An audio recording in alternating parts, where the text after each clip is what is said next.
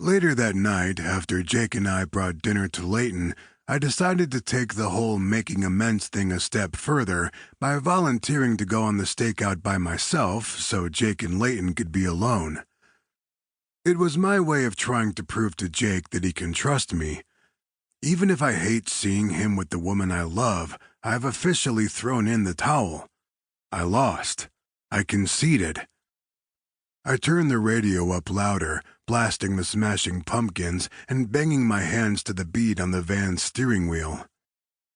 Sitting in a van is at least keeping me warm, unlike these three idiots I spot out here jogging while the sun has barely peeked over the horizon. Wait.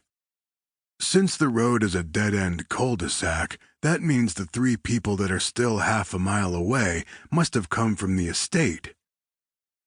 As they get closer, I can tell that the one in the middle is a female, tall but much leaner than the two huge dudes trudging along on either side of her like ungraceful elephants trying to keep up with a gazelle. What if she's Michaela and she's practically running toward me with open arms? I quickly pull up Layton's social media that I've been stalking for 4 years and try to find a photo of her best friend. Yeah, the girl is in about every other photo, but I was always more concerned with the blonde than the brunette. Yup, Michaela is definitely a pretty brunette like the one coming closer. If I get out now, I could hide in the shrubs just around the corner and jump out to attack before they know what hit them. This guy Lucas seriously thinks I'm Michaela. I'm not about to tell him otherwise now that we're in the van heading out of Hilton Head. Isn't this exactly what I wanted? An escape from the confines of my life?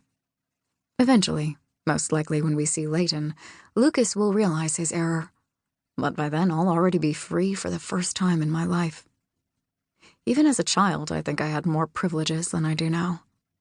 Probably because, as a child, my father knew I wouldn't try to run away. I know that what I'm doing is crazy, and possibly dangerous since I don't know the man driving the van.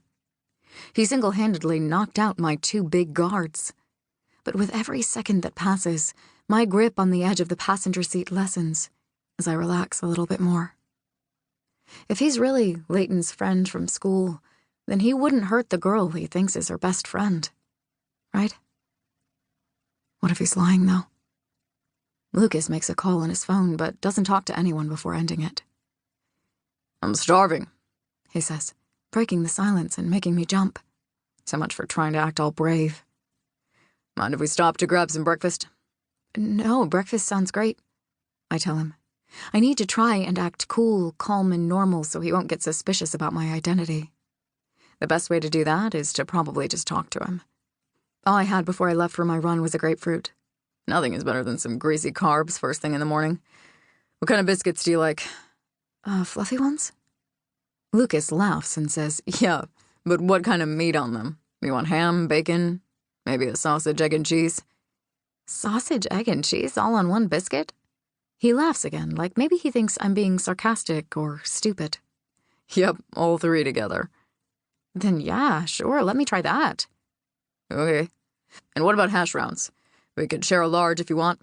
I would get some food for Jake and Layton, but it's a 2-hour ride, so it'll be cold by the time we get back. You snooze, you lose."